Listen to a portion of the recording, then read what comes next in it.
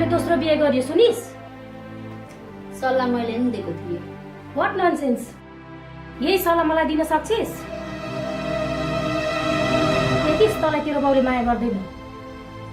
बाबाले मलाई धेरै माया गर्नुहुन्छ। Look at me.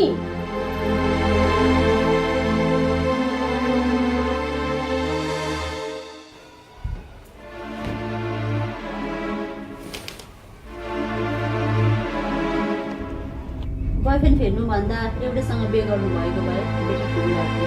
सिङ्गल मम भएर हुर्काउन त्यति सजिलो थियो? तेरो र मेरो उमेरमा जम्मा 16 वर्षको फरक थियो। त्यो डिसिजन तपाईँको र बाबाको थियो, मेरो होइन।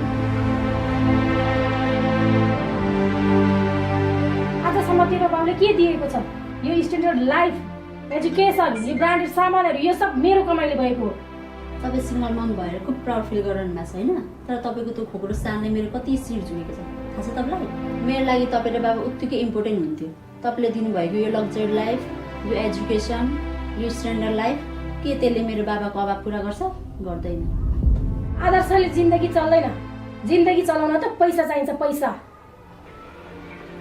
थुक्का थुकिदिन्छु तपाईँको त्यो पैसालाई।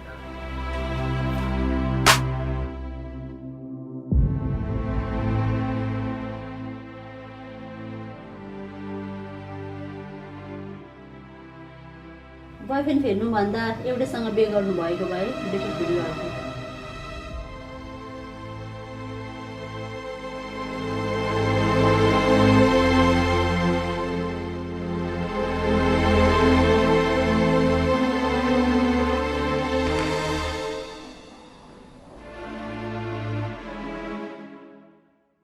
थुक्का थुकिदिन्छु तपाईँको त्यो पैसालाई।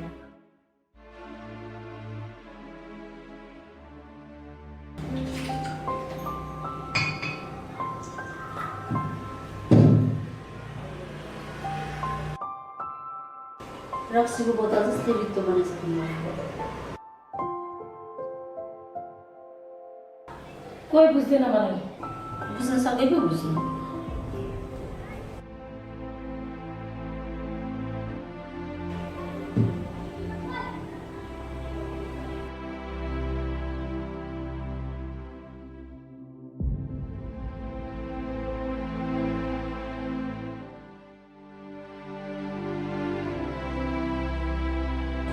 सरी।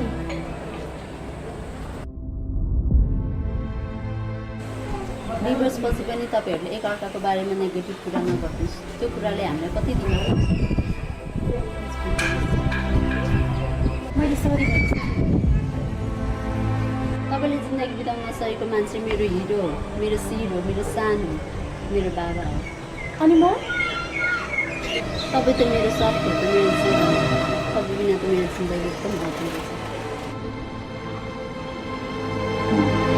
यदि तपाईँहरूले एकअर्काको गल्ती स्वीकारेर सँगै बस्नु भएको भए आज हाम्रो कति ह्याप्पी फ्यामिली हुन्थ्यो होला। तर बुझ्दिनु भयो।